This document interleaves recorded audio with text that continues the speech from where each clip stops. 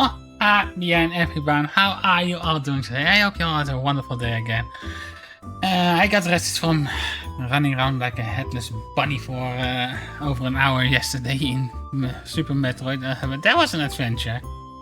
That was an adventure. And over one stupid little PNG. Oh, I thought I removed that. Title is no longer lying. Anyways, one really stupid missile tank.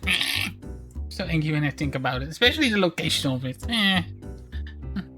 Anyways, today we are back on a Friday, which means we are just going to lounge around, have some fun together, hopefully. And, well, see how things go. I hope you all had fun, and I hope you all posted some questions over on social media, so that we actually have some content this way. But if you have any questions for me or Lappy, feel free to ask them in the chat as well.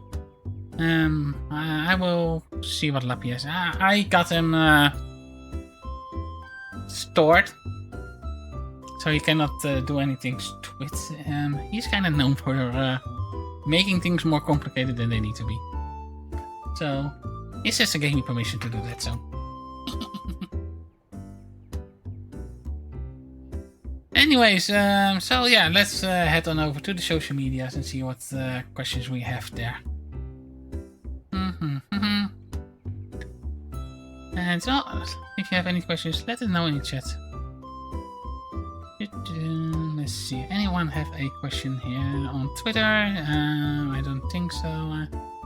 I'm doing great, hope you survive this invasion arc. I can handle Lappy relatively well, he just gets a bit too much sometimes.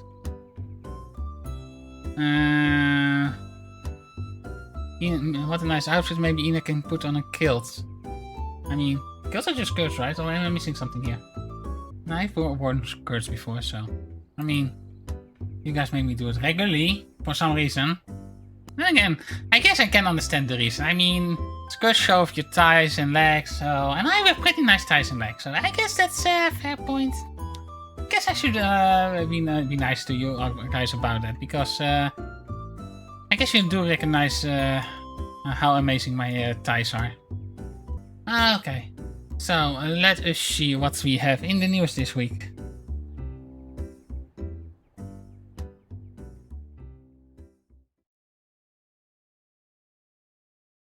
Okay, first off, fans of classic Final Fantasy have plenty to look forward to in 2023. Really? Do we? I haven't really heard anything about that, but it's Gameland, so let's see what we have to look forward to. Change to real-time action combat, plenty of games to look forward to. With major marquees releases in long-running and much beloved franchise dropping almost every month, it's hard to argue against 2023 being a banner year for RPG. Square Enix alone has had an extremely busy year, with Final Fantasy XVI being the developer's biggest release and a surefire Game of the Year contender. Yeah, I've heard mixed reactions about that, but so there are plenty of RPGs in the dark through with the new direction taken by the series, begging the question of where fans of classic Final Fantasy can scratch the itch for turn-based RPGs to harken back to the 16-bit glory days. Thankfully, there are 16-bit glory days. I mean, PlayStation was a 16-bit, and despite me not exactly being the biggest fan of Final Fantasy VII, I think there are plenty of that still like that as well. In addition to the upcoming release of Sabotage Studios' Sea of Tears, which proudly wears its Chrono Trigger inspiration for Fantasy, there are several other great AAA and indie titles that either released. While many RPG fans are likely well aware of Octopath Traveler's 2 excellent embracing of classic JRPG gameplay, or are looking forward to the familiar CRPG tactical combat of Baldur's Gate 3, there are some lesser known titles that Final Fantasy. Super Mario RPG remake. Yeah. You know that it's nice, but I'm happy that it's coming out. But happy also fans of Final Fantasy, as there are some other titles that players want to keep an eye on. One highlight set to arrive is turn-based tactics and Persona series. And one that Atlas' most popular franchise has yet to receive a tactics game. Okay, that's the Final Fantasy Persona 5 Tactics. That looked actually kind of fun. And also arriving in November is the next entry Square Enix Star Ocean Remake series, Star Ocean Second Story R, which doesn't have turn-based combat, but does feature other characteristics elements of old school JRPG. I don't know. I have played the original Star Ocean. I actually have the PSP version here as well. And I'm not really sure if I like the direction they are taking it, but it kind of seems like they are doing the whole, well, we want to make Final Fantasy or mainline title be more actiony, and we kind of, I'm not sure. I'm not sure what the direction they're going with that one. Sabotage Studio is following up its incredible ninja-guided throwback The Messenger with another retro-inspired game set in the same universe, but adopting a completely different genre and set of retro influences. Sea of Stars is prepared to release in just a few weeks and is looking to stand alongside other recent great retro-inspired RPGs like Chained Echoes, where Sea of Stars sets up itself apart as fair, clear Chrono Trigger inspiration, complete with featuring the talents of composer Yasunori Mitsuda. And this looks pretty nice. Stats for demo for Sea of Stars is available ahead of the game release in absolute appeals. Okay, hey, demo. I might have to look into that. Yeah. Or a screen article, it's not that bad, I guess. Okay, the best video games of 2023 so far. The Washington Post. Really now. Okay, you know, chat. I know you're there. I know, at least I know some of you are there. What do you think will be in this list of the video games, the best video games of 2023 so far? What are your guesses? Because I have a few guesses, but one I'm really doubtful before because media has kind of blacklisted that one for reasons. I don't think Hogwarts Legacy will be on it simply because people will probably a fair amount of corporate trash. Yeah. Like, normally I would say something like Hogwarts Legacy would be put on that simply because of its sales numbers, but wasn't Elden Ring 2022? I think you're a year behind on that one. Well, let's go have a look-see, I guess. It's Washington Post. Latest one. Bruh. It was like March or something. I can look it up. No, don't shh me. You know I'm right. Here, even earlier. February 25, 2022.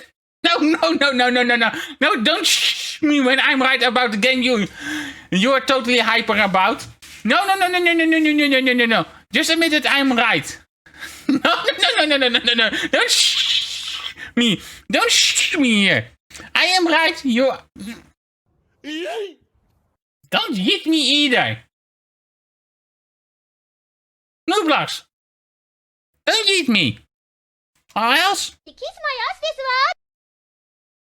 Anyways, I was right and Murder Carp is wrong, and that is a really good feeling, especially since it's about Elden Ring. Okay, so Washington Post stuff. Hi-Fi Rush. Hi-Fi Rush is I've heard about it. I've heard good things about it. You're too proud about about something dealing with memory. I am not too proud about something dealing with Elden Ring. I'm proud about that because you're like one of those. There we go. Night mode. My eyes. Okay. Hi-Fi Rush was pretty good from what I've seen. It seems to be a fun game. It's not really my thing because I really suck at rhythm games, but they're not made for bunnies. Resident Evil 4. Dredge. I literally have not heard about that, but there has been a news cycle on it. Okay, I completely missed that then, but they removed the ballistics from Resident Evil 4. Star Wars Jedi Survivor. I have heard really mixed things about that one. I don't think that should be on here either. Tears of the Kingdom. I still need to start Tears of the Kingdom, damn it! I haven't gotten around to it either. Street Fighter 6. Seriously? What did Capcom pay for this article? Diablo 4, which I've heard is decent, but there are still people that are like, it's not really Diablo. Dave the Diver. Okay.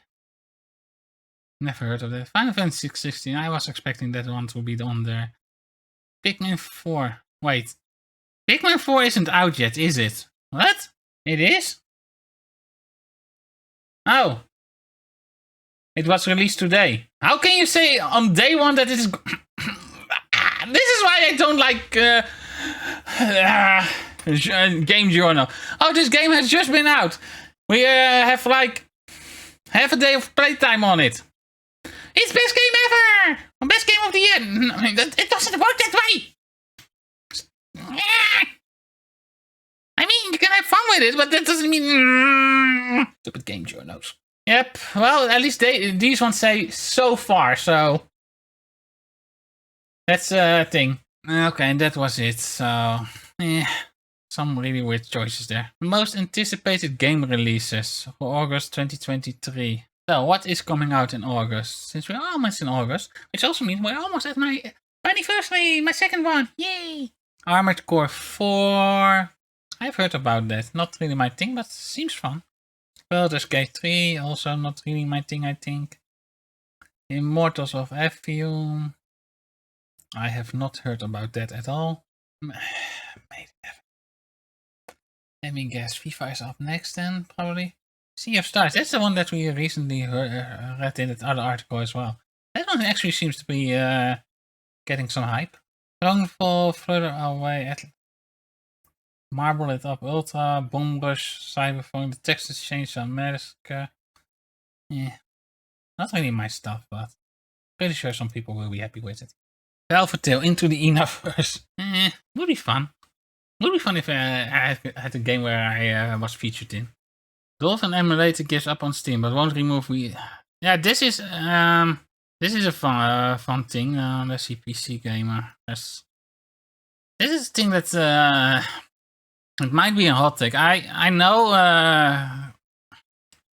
emulation is a bit of a grey issue. I of course don't emulate like no one here on Twitch does, because no one does use emulation here on Twitch. But the whole thing about this, I actually there is a lawyer that also does gaming content over on YouTube that I follow.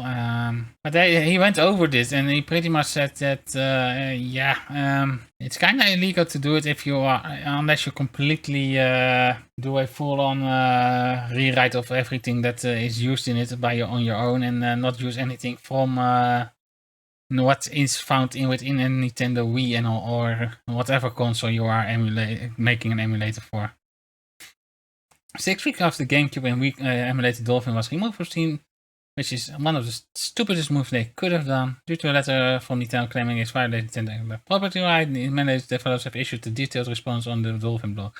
The response, with input from legal counsel, announces that the Dolphin team will not be re-attempting to launch the emulator on Steam, and banning our efforts to release Dolphin on Steam. The post says where Valve ultimately runs the store and can set any conditions they wish for software to appear on it. Given Nintendo's long-held stance on emulation, we find Valve's requirement for us to get approval from Nintendo for a Steam release to be impossible. Yeah, I mean, you are doing something illegal. That announcement is just a brief portion of the post, however. More significantly, the Dolphin blog pushes back on Nintendo's claim that the emulator violates the digital including proprietary cryptographic keys used to decrypt Wii and GameCube games, and declares that it will not be removing the Wii's encryption key from its source code. That sounds extremely bad, but at a glance, and we certainly had a moment of panic after we first reading it, but now that we have done our homework and talked to a lawyer, we are no longer concerned, the Dolphin team says. We have a very strong argument that Dolphin is not primarily designed or produced for the purpose of circumventing protection.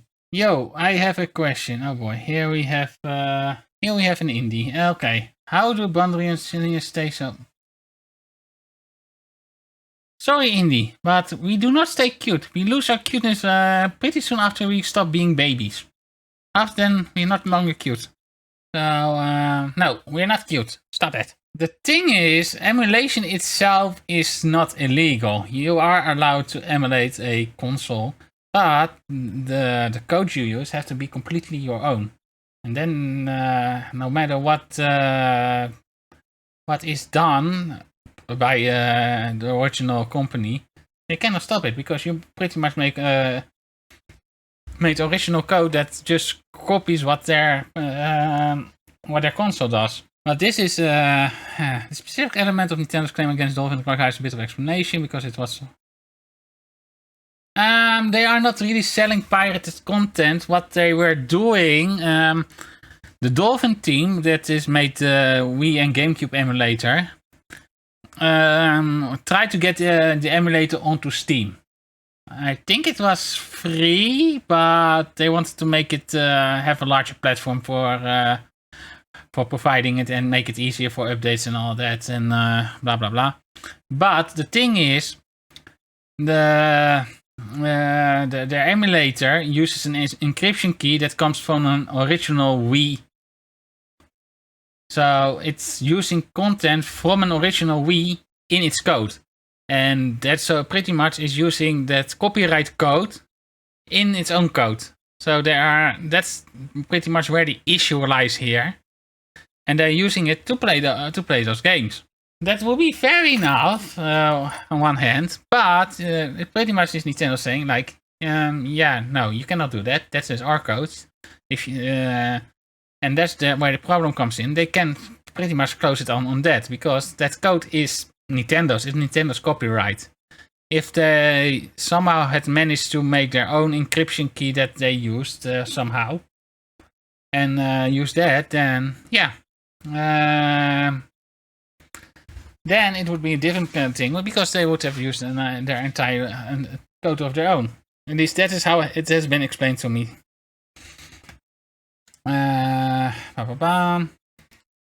Prominent game development and animation community member Modern Vintage Games said Dolphins have kind of messed this up, citing the inclusion of the Wii, to kick case in emulator source. Link to an illegal number, and that some link was widely shared in Reddit discussion in the wake of Dolphins removal, essentially treating it like a smoking gun. In this one of r/Smash Bros. For example, the Reddit wrote, I'm a programmer myself and Dolphin unfortunately use illegal numbers in the software. The Dolphin team should be lucky that only the Steam version was taken down and not the source code itself. See, and that's what I mean. Today's blog post, the Dolphin developers deny that including the Wii common key in the emulator file is the anti-circumvention provisions of the DMCA, which forbids technology that is primarily designed to produce for the purpose of circumventing a technological measure that effectively controls access to a work protected under this title. Considering that only a small fraction of what do involves is circumvention, they are literally saying it. What they are doing is, why are people so stupid? This is my brain always. This is like, I don't like companies taking down people for stuff like this because. But on the other hand, yeah, a lot of it comes pretty much down to how copyright laws work. Pretty much a company has to protect their copyright, otherwise they might lose that copyright. And for something like Nintendo, that pretty much thrives on their copyright because a lot of Nintendo's IP is worth quite a bit. Yeah, of course Nintendo is going hard after those, and you cannot like that, but that's simply how the law works. If you don't like the law, then go and try and change that. Because that's the same thing with what happened with Point Crow recently, where he got those strikes on his YouTube channel for copyright infringement and all that, and he pretty much lawyered up and was like, well, I did not anything wrong because my lawyer said so, and pretty much someone went over that. God damn it, I need to look that up real quick. Alright, it's simply called Moon Channel, so if you want to... It's an interesting channel. It goes over various topics, often with involving law and video games and all that. So it's kind of interesting to look around. But pretty much what it went over is that pretty much because Point Crow was pretty much using modded games, which aren't allowed by Nintendo, and are also not allowed by law, because if you mod a game, you are altering copyright material. It's pretty much the same if you take a game, if you take a piece of music and you take it out and switch things up a little bit, and then it's like, oh hey, I did this. These are like the things where people are just getting so stuck up in their own things that they are just kind of losing track of what they need to do. It's kind of the same why certain emulators don't come with the BIOS that need to be played, because that's illegal to include that BIOS. So you need to take your own BIOS from your original console, and then it is allowed because you're using something that you bought, so you technically have the rights to use that. And it's gray area, and a lot of people don't understand the law. I don't fully understand it, but from what I have seen, a lot of the stuff that people there have the panties ruffled over lately has been pretty much yeah, well, we think we should have the right to it because we think we have the right to it, and the law totally not supporting that at all. But it's a weird thing. Melee anger intensifies. Melee Smash community is a thing on its own. That is such a. Let's not talk about the Smash community. That most members of the Smash community already know that the Smash community is a toxic bunch of people. I mean, recently, and this is something I came across. I think it was last month or a month or two ago, something like that. A 16-year-old player pretty much has said that, yeah, I'm going on hiatus for now because playing Smash is not good for my mental health because I'm keep getting death threats for playing a character that you guys don't want. So yeah, sending death threats to a 16-year-old because he plays a character that is not liked.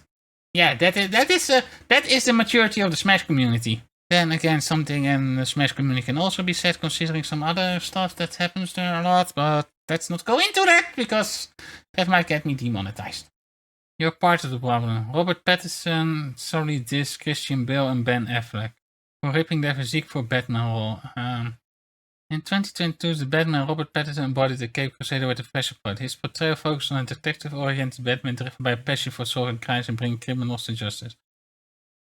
Unlike the conventional punish bad guys motive, Pattinson Batman adopted a more intricate method evident in his relentless investigation of the main villain, the Riddler. Okay. Anticipation of fresh interpretation of the character brought immense excitement among fans as they were left in suspense, not knowing what to expect. As a result, even the tiniest piece of information was eagerly seized upon regardless on whether it... I have another question. What inspired you to be the cutest bunny Anderson? Well, first of all, I am not the cutest bunny because I am not cute. I am a bunny though. That part is right. I am a bunny, but I'm not cute. Let alone the cutest. I mean, if anything, if you were to even go by cutest, Lappy would already trump me on that. But he's not cute either because Bandronsilians are not cute. He can be charming though, but. And how am I a tsundere? I have asked this question so many times. How am I a tsundere? For what? For denying that I'm cute? Because I'm... That does not make me a tsundere. That makes me not cute. Yeah. You guys are bullies sometimes. The heart also better lead to positive or negative outcome of Patterson was... Tsundere, tsundere, tsum, tsum. Tsundere, tsundere, tsum, tsum. No. In May 2020, fascinating revelation unfolded as Robert Pattinson unveiled his unique approach to portraying the Cape Crusaders. While Christian Bale and Ben Affleck's predecessors honed their skills in Wing Chun Kung Fu and embraced chaos training, Pattinson embarked on an entirely different path to embody the iconic character. The versions in preparation added an exciting twist to the anticipation surrounding his portrayal. So, serious question: what inspired you to come up with Inabian? I don't know if I really came up with anything. I'm just me, you know. That's the only thing is whenever I was on Earth, I always used a rabbit avatar to hide myself on the internet. So aside from that, I've always been Inabian. I am me. Well, question blah blah blah. You think if you're working out all the time, you're part of the problem. You said the press that no one was doing this in the 70s. Even James Dean, he wasn't exactly ripped. Inabian is a humanized rabbit. No. I use rabbits to hide my identity. That's different. I've always been a bunny. However, during interview with Hoofmaker, Patson agrees for the address his remark, especially remorse for any concern they might have caused among fans. He reassured them that this portrayal from Batman would indeed be as muscular and formidable as the iconic Dark Knight. That really came back to I just always think it's really best to talk about how you're working out. I think it's like an English thing. Unless you're in the most unbelievable shape, when people are just genuinely curious, going how have you achieved like physical perfection or whatever. That is backtracking. That is backtracking. That is like, oh, I said something, he gets fired for it, and he's like, oh no, I didn't mean it like that. And I'm not cute. Shut up. Cannabis used linked to epigenetic changes. Scientists discover. It's been a while since I actually did 420. Maybe that could be a thing during my anniversary. Would you guys like that? Seeing if I get smoked. If I can get smoked during the stream. 10 villains who defined modern anime. It's CBR. Do we dare to go into a CBR article? Let's see. Okay, what do we have here? Today's animator is more... Gone are the days of cookie-cutter antagonist villains who define modern anime are unpredictable, complex, and uniquely appealing in their maliciousness. From ruthless evil mastermind to misunderstood tragic outlaws. Okay, let's see what do we have here. Sukuna, Jujutsu Kaisen. I know Jujutsu Kaisen. I have heard a bit about them and not impressed. Eren Jaeger, Attack on Titan. Blurring the line between good and evil is a recent trend anime fans can get enough of, and the villain protagonist future fans will remember this era of anime is Eren Jaeger. Yeah, they will remember him, because I've heard that from most Attack on Titan fans that I am familiar with it. His switch was kind of like, what the frick just happened? Kaido. Yeah, I can see Kaido. I mean, he was built up for a long time, but One Piece is not over yet, so I'm sure that Kaido will be trumped. Isabella, Promised Neverland. I've heard about that. Decent enough. Rachel, Tower of God. Enrico Pucci. Yesent. I guess kinda. He's kinda like, Nakahara Studio, Bungo Stray Dogs.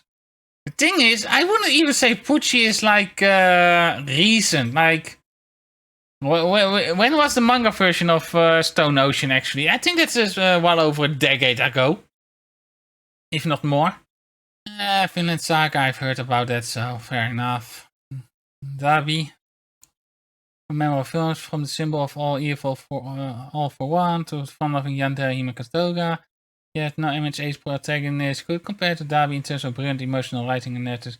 First, Dabi was nothing more than a mysterious minor threat with formidable firepowers. As MHA progressed, he was built to be Toya Todoroki, the firstborn son of Endeavor. A physical proof of Endeavor's abuse and the hero society's misdeeds, Dabi becomes to show a most powerful thematic symbol. I mean, a lot of people already had that thought going for him, so. Makima, I mean, welcome back, Noblox. I mean, Makima is known for something. Not exactly her villain side, but thank you for that, Pat. But she's known for something.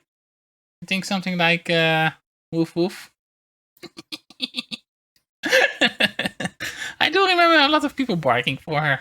Talking about barking, I have had some people barking for me recently. That was a thing. I think it awakened something maybe, but I'm not sure. Turtle Pope plushie. Murder!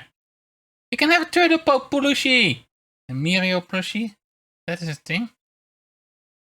Muriel? Who's Muriel?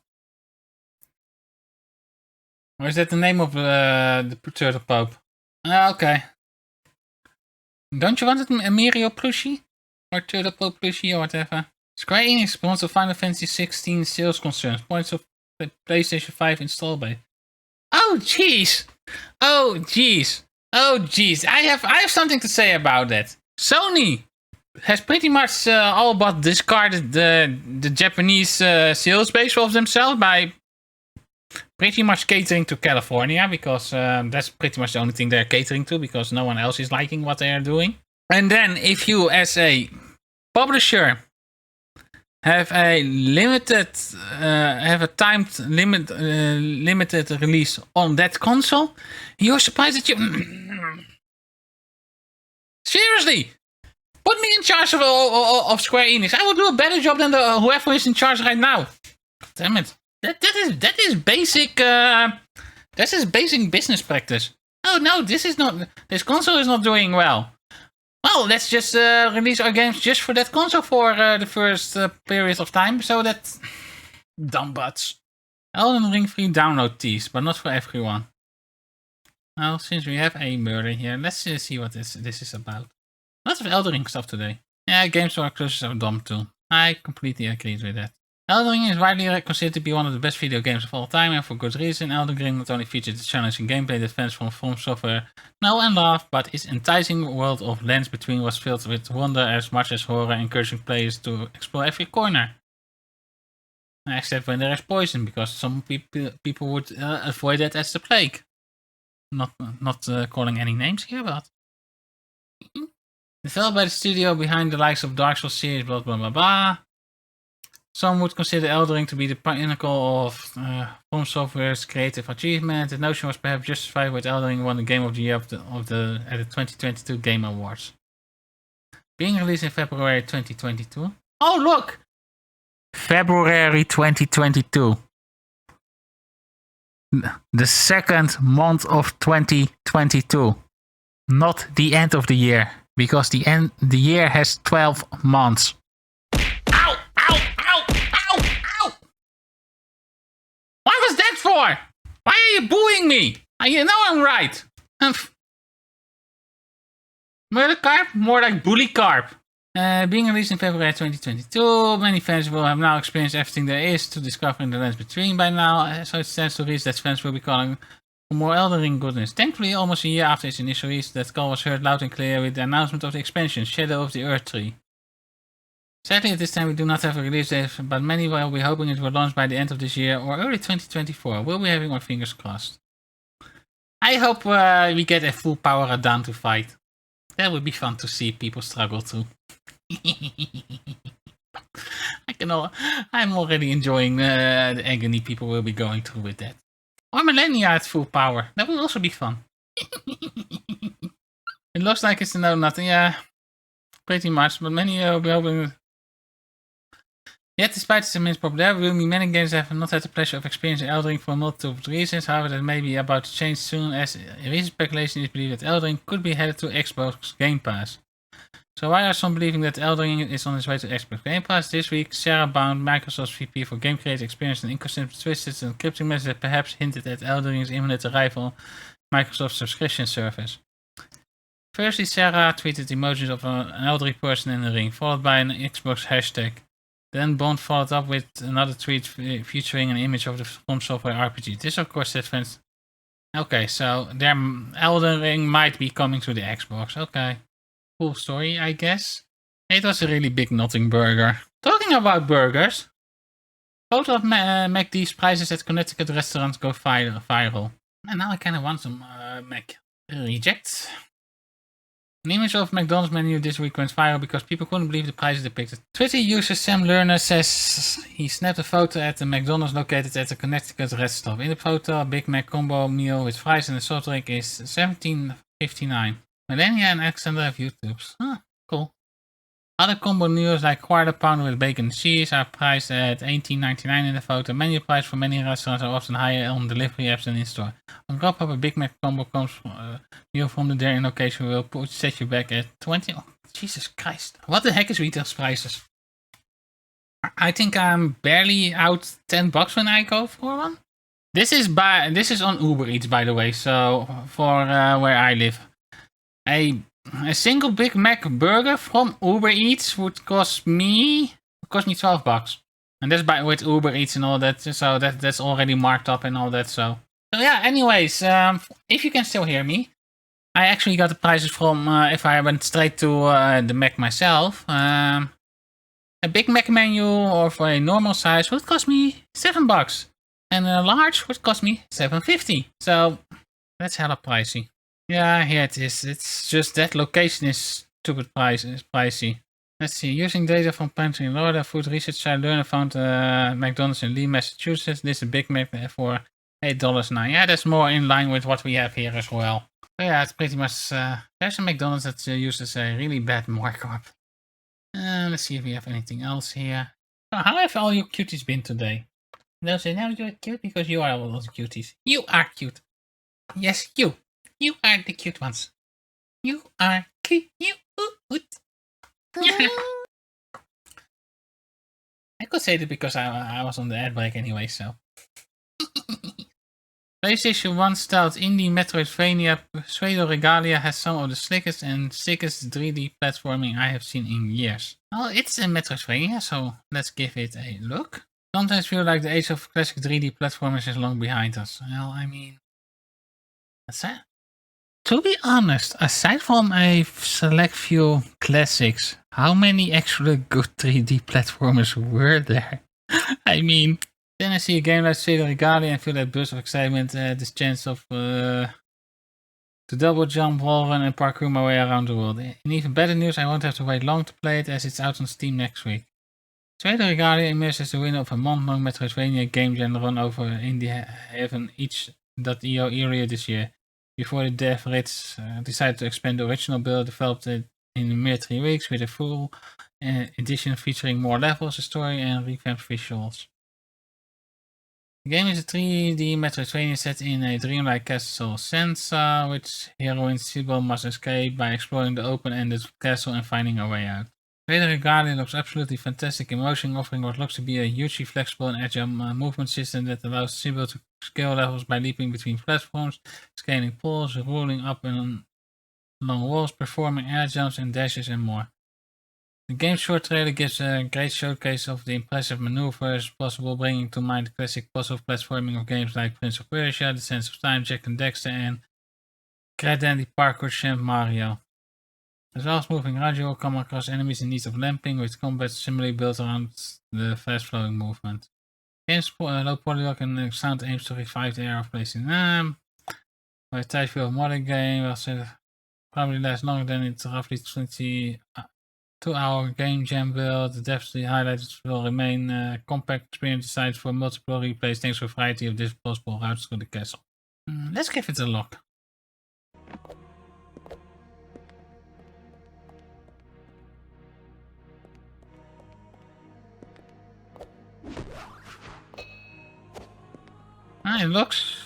Movement looks nice. And that's one of the main things that Metroidvania actually needs, good movement.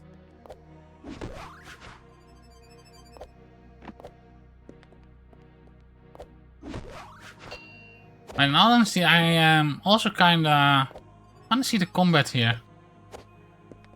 If there is anything in this trailer. Doesn't seem like... maybe?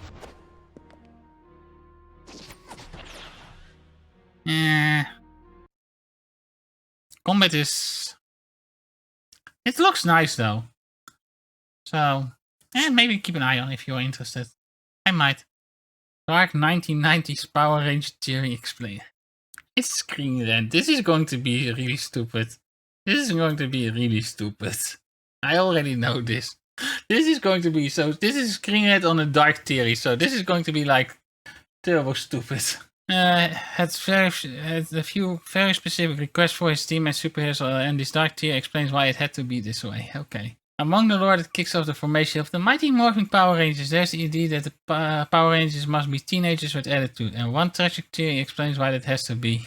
Mighty Morphin Power Rangers first released in 1993 and was the first installment in the American Power Rangers franchise. The story, based on the Japanese Super Sentai series, follows a group of teenagers who become superheroes under the supervision of an interdimensional being named Zordon and fight magical villains. Okay, so far, correct.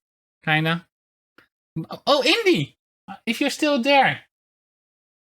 Since you are on the moon, have you ever met Rita? Because, I mean, she's on the moon, right? Or was on the moon, or I'm not sure its current status, but... One basic fact about the Mighty Morphin Power Rangers is that they are organized by Zordon, a man who appears to be nothing more than a floating head, but in fact led the fight against the force of evil. More than that, Power Rangers Zordon can give powers to anyone of his choosing. When it comes to forming a band of superheroes, it might seem logical to pick especially powerful humans such as soldiers or athletes, However, Jordan has specific requirements that aren't sensible. While these prerequisites may seem innocuous at first, they may hold a much darker meaning. It was a show aimed at kids. Jordan's main requisite for his ideal Power Rangers is teenagers with attitudes. Breaking it down, this is a pretty strange request. First and foremost, asking teenagers to take on the mantle of superheroes seems nonsensical. Teenagers are not only lacking in maturity and life experience, but also often preoccupied with their personal life, leaving little room for justice or good and evil. Furthermore, the attitude aspect is also odd.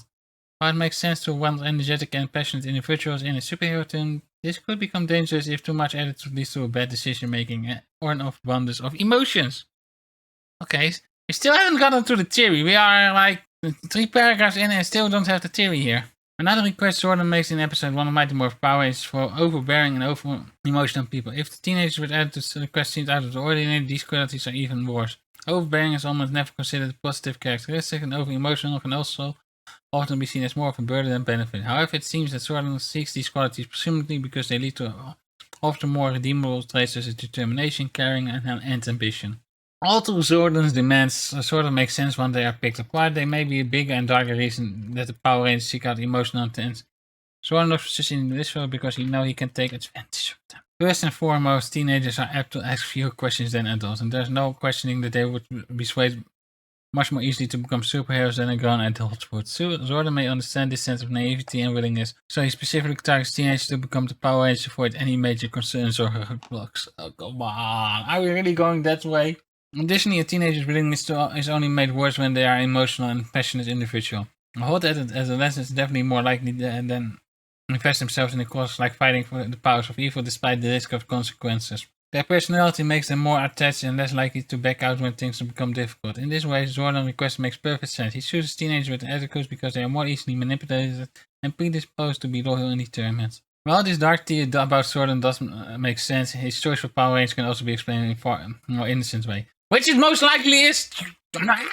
Honestly. For example, Jordan may prefer teenagers because they tend to have more stamina and flexibility than grown adults. Teenagers heal more quickly and bounce back better than other individuals. More than that, teenagers are less jaded than adults. They typically have more hope and belief in the good of the world, and in this way spreads optimism and excitement that Power Rangers are about. Without any biases or doubts about the world, teenagers make for the perfect Power Rangers and superheroes in general. In the end, this dark Power Rangers theory is captivating the name of the end all to why the Power Rangers are teenagers with attitude. This request is obviously strange, and because of this, can lead to many directions, both sinister and sensible. Either way, it's interesting to dissect the origins of the Mighty Morphin Power Rangers and bring more meaning to what a superhero really truly stands.